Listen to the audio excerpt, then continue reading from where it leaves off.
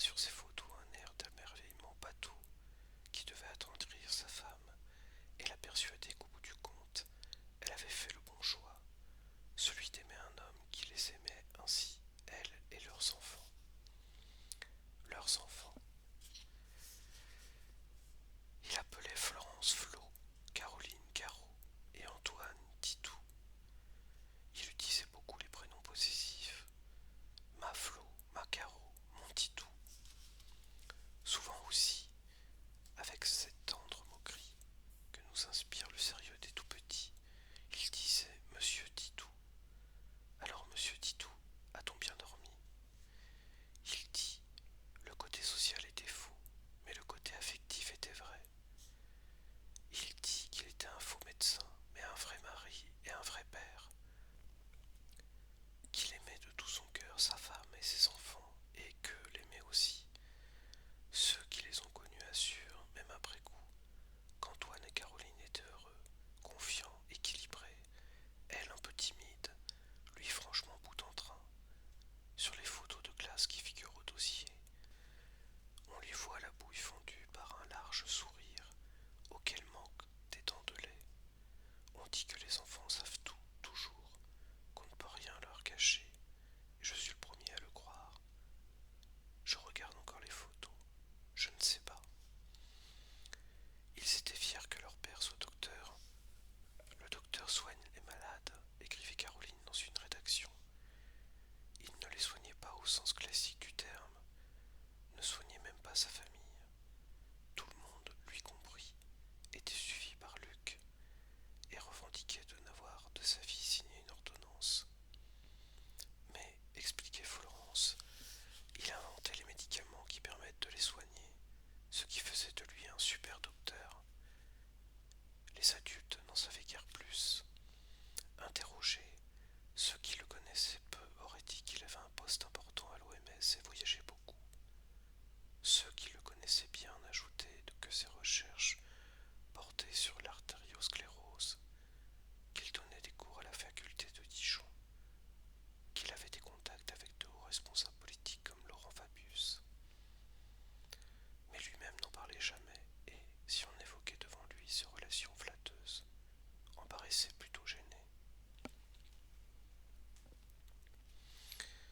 Il était, selon l'expression de Florence, très cloisonné, séparant de façon stricte ses relations privées et professionnelles, n'invitant jamais chez lui ses collègues de l'OMS, ne tolérant pas qu'on le dérange à la maison pour des questions de travail ni au bureau, pour des raisons domestiques ou amicales.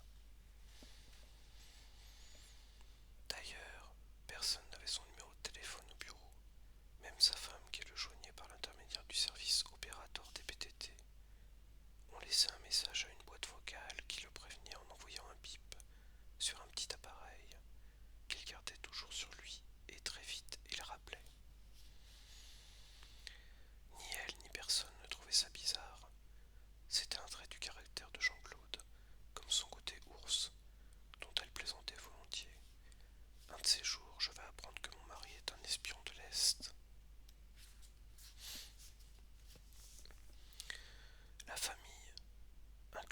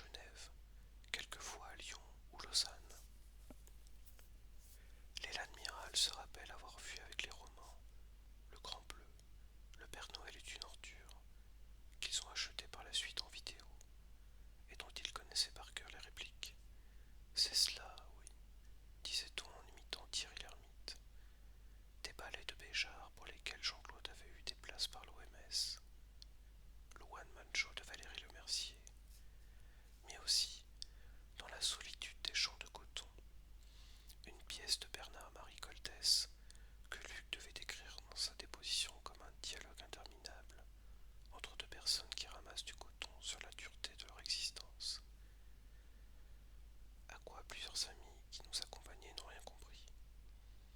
Jean-Claude, lui, avait apprécié, ce qui n'a pas étonné les autres auprès de qui il passait pour un intellectuel. Il lisait beaucoup, avec une prédilection pour les essais semi-philosophiques, écrits par de grands noms de la science, sur le modèle du hasard et la nécessité de Jacques Monod. Il se disait rationaliste et agnostique, tout en respectant la foi de sa femme et en appréciant même que leurs enfants fréquentent une école religieuse. Il serait libre plus tard de choisir. Ses admirations englobaient l'abbé Pierre et Bernard Kouchner, Mère Teresa et Brigitte Bardot. Il faisait partie de l'important pourcentage de Français pensant que si Jésus revenait parmi nous, ce serait pour être médecin humanitaire. Kouchner était son ami. Bardot lui avait dédicacé son buste en Marianne. Acquis à son combat en faveur des animaux, il était membre de sa fondation, de la SPA, de Greenpeace, de Handicap International, mais aussi du club Perspective et Réalité de Bellegarde, du golf de Divonne-les-Bains, de l'Automobile Club Médical, grâce auquel il avait obtenu un caducée à coller sur le pare-brise de sa voiture. Les enquêteurs ont retrouvé la trace de quelques dons et cotisations à ces organismes, dont il laissait traîner les bulletins, badges et autocollants. Il avait aussi un tampon, des cartes de visite au nom du docteur Jean-Claude Roman, ancien interne des hôpitaux de Paris, mais il ne figurait dans aucun annuaire professionnel. Il a suffi, le lendemain de l'incendie, de quelques coups de téléphone pour que s'effondre cette façade. Tout au long de l'instruction, le juge n'a cessé de s'étonner que ces coups de téléphone n'aient pas été passés plus tôt, sans malice ni soupçon, simplement parce que, même quand on est très cloisonné, travaillez pendant 10 ans sans que jamais votre femme ni vos amis vous appellent au bureau, cela n'existe pas.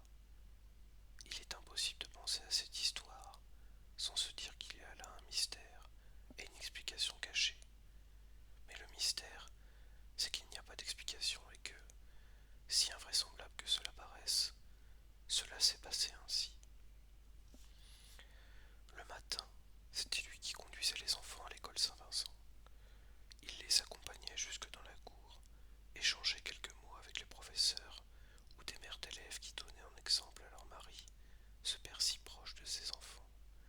Puis il prenait la route de Genève. Il y a 2 kilomètres jusqu'au poste frontière que franchissent 2 fois par jour quelques milliers de résidents du pays de Gex, travaillant en Suisse. Comme les habitués d'un train de banlieue, ils ont des horaires réguliers, se saluent entre eux et saluent les douaniers qui leur font signe de passer sans contrôle.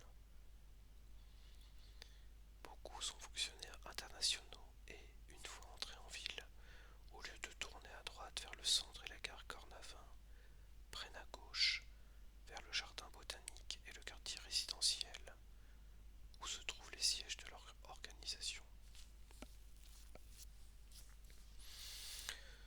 Ils se mêlaient à ce flux, roulaient à petite allure dans les grandes avenues vertes et calmes, et le plus souvent finissaient par se garer sur le parking de l'OMS. Entrés avec un badge de visiteur, une serviette à la main, ils circulaient en habitués de la bibliothèque du rez-de-chaussée aux salles de conférence et au bureau des publications, où ils raflaient systématiquement tout ce qui est à la fois imprimé et gratuit. Sa voiture et sa maison débordaient de paperasse, portant l'entête tout le tampon de l'organisation. Il usait de tous les services qu'offre celle-ci. Une poste où il expédiait son courrier, une banque où il effectuait la plupart de ses retraits, une agence de voyage par l'intermédiaire de laquelle il organisait les vacances familiales, mais ne se risquait pas dans les étages supérieurs où des agents de sécurité auraient pu lui demander ce qu'il cherchait. Est-ce qu'une fois au moins, profitant d'une heure creuse, il a visité le bureau dont il avait marqué la fenêtre d'une croix sur la photo de l'immeuble offerte à ses parents? Est-ce qu'il a regardé, le front contre la vitre, ce qu'on voyait de cette fenêtre? Est-ce qu'il s'est assis à sa place? Est-ce qu'il a croisé le type qui revenait l'occuper? Est-ce qu'il l'a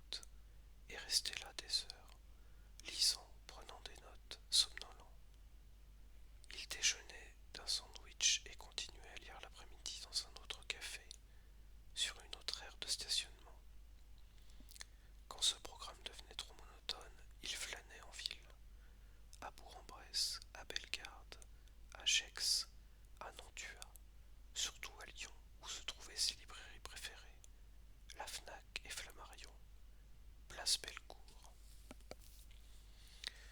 D'autres jours, il avait besoin de nature, d'espace et allait dans le Jura. Il suivait la route enlacée qui mène au col de la Faucille, où se trouve une auberge appelée le Grand Tétras. Florence et les enfants aimaient y venir le dimanche pour skier et manger des frites.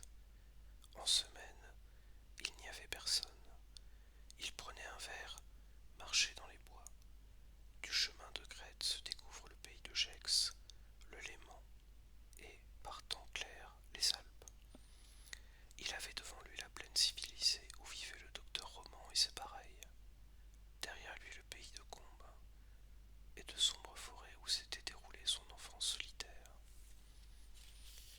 Le jeudi, jour de son cours à Dijon, il passait rendre visite à ses parents qui étaient tout heureux de montrer aux voisins leur grand-fils si important, si occupé, mais toujours prêt à un détour pour les embrasser.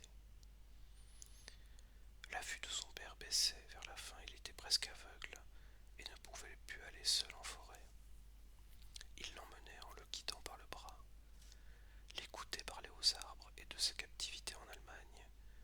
Au retour, il parcourait avec lui les agendas sur lesquels, depuis 40 ans, comme d'autres tiennent un journal intime, Aimé, qui avait été correspondant d'une station météorologique, notait tous les jours les températures minimales et maximales. Enfin, il y avait les voyages, congrès, séminaires, colloques, partout dans le monde. Il achetait un guide du pays. Florence lui préparait sa valise. Il partait au volant de sa voiture, qu'il était supposé laisser au parking de Genève ou un train, dans une chambre d'hôtel moderne, souvent près de l'aéroport. Il ôtait ses chaussures, s'allongeait sur le lit et restait 3, 4 jours à regarder la télévision. Les avions qui derrière la vitre décollaient et atterrissaient. Il étudiait le guide touristique pour ne pas se tromper dans les récits qu'il ferait à son retour. Chaque jour, il téléphonait aux siens pour dire l'heure qu'il était et le temps qu'il faisait à Sao Paulo ou Tokyo. Il demandait si tout se passait bien en son absence. Il disait à sa femme, à ses enfants, à ses parents, qu'il lui manquait, qu'il pensait à eux, qu'il les embrassait fort. Il n'appelait personne d'autre. Qui aurait-il appelé? Au bout de quelques jours, il rentrait avec des cadeaux achetés dans une boutique de l'aéroport.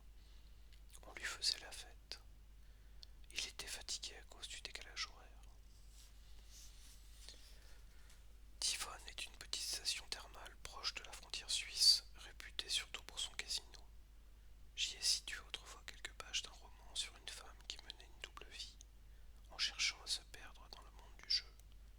Ce roman se voulait réaliste et documenté, mais faute d'avoir visité tous les casinos dont je parlais. J'ai écrit que Divonne est au bord du lac Léman, distant en réalité d'une dizaine de kilomètres. Il y a bien quelque chose qu'on appelle un lac, mais ce n'est qu'un petit plan d'eau devant lequel se trouve un parking où il stationnait souvent. J'y ai stationné moi aussi. C'est le souvenir le plus net que je garde de mon premier voyage sur les lieux de sa vie. Il n'y avait que 2 autres voitures inoccupées. Il ventait. J'ai relu la lettre qu'il m'avait écrite pour me quitter, regardé le plan d'eau, suivi dans le ciel gris le vol d'oiseaux dont je ne connaissais pas les noms. Je ne sais reconnaître ni les oiseaux ni les arbres et je trouve ça triste. Il faisait froid. J'ai remis le contact pour avoir du chauffage. La soufflerie m'engourdissait. Je pensais au studio où je vais chaque matin après avoir conduit les enfants à l'école. Ce studio existe. On peut m'y rendre visite et m'y téléphoner. J'y écris, rafistole les scénarios qui en général sont tournés. Mais je sais ce que c'est que de passer toutes ces journées sans témoin. Les heures couchées à regarder le plafond, la peur de ne plus exister. Je me demandais ce qu'il ressentait dans sa voiture. De la jouissance, une jubilation ricanante à l'idée de tromper si magistralement son monde. J'étais certain que non. De l'angoisse.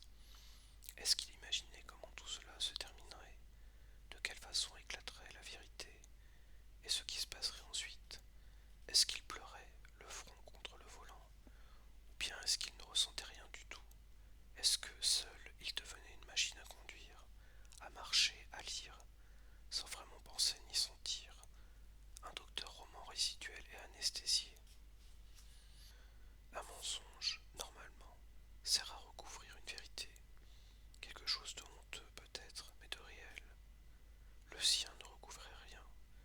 Sous le faux docteur Roman, il n'y avait pas de vrai Jean-Claude Roman. Je me suis rappelé un film qui a eu à cette époque un grand succès. Il racontait l'histoire, une légende pourtant de grise, du cadre licencié qui n'ose pas l'avouer à sa femme et ses enfants. Il pensait retrouver rapidement du travail et le voilà déjà en fin de droit. Chaque matin il sort, chaque soir il rentre, en prétendant aller au bureau et en revenir. Il passe ses journées à traîner, en évitant son quartier. Il ne parle à personne. Chaque visage lui fait peur car il pourrait être celui d'un ancien collègue, d'un ami qui se demanderait ce qu'il fiche sur un banc au milieu de l'après-midi. Mais un jour, il rencontre des types dans la même situation que lui, des grandes gueules de la galère et de la cloche. Il découvre avec eux un monde plus âpre, mais plus chaleureux et vivant que celui où il végétait douillettement avant sa plongée. Il sort de l'expérience mûri et plus humain. Le film finit bien. Il m'a dit l'avoir vu à la télévision avec Florence, qu'il l'a apprécié sans en être troublé. Il savait que son histoire à lui ne pouvait pas bien finir. Jamais il n'a confié ou essayé de confier son secret, ni à sa femme, ni à son meilleur ami, ni à un inconnu sur un banc, ni à une prostituée, ni à aucune des bonnes âmes qui font profession d'écouter et de comprendre. Prêtre, psychothérapeute, oreille anonyme de SOS Amitié. En 15 ans de double vie, il n'a fait aucune rencontre, parlé à personne. Il ne s'est mêlé à aucune de ces sociétés parallèles, comme le monde du jeu, de la drogue ou de la nuit, où il aurait pu se sentir moins seul. Jamais non plus il n'a cherché à donner le change à l'extérieur. Quand il faisait son entrée sur la scène domestique de sa vie, chacun pensait qu'il venait d'une autre scène, où il tenait un autre rôle, celui de l'important, qui court le monde, fréquente les ministres, dîne sous des lambeaux officiels, et qu'il le reprendrait en sortant. Mais il n'y avait pas d'autre chose, pas d'autre public devant qui jouer l'autre rôle.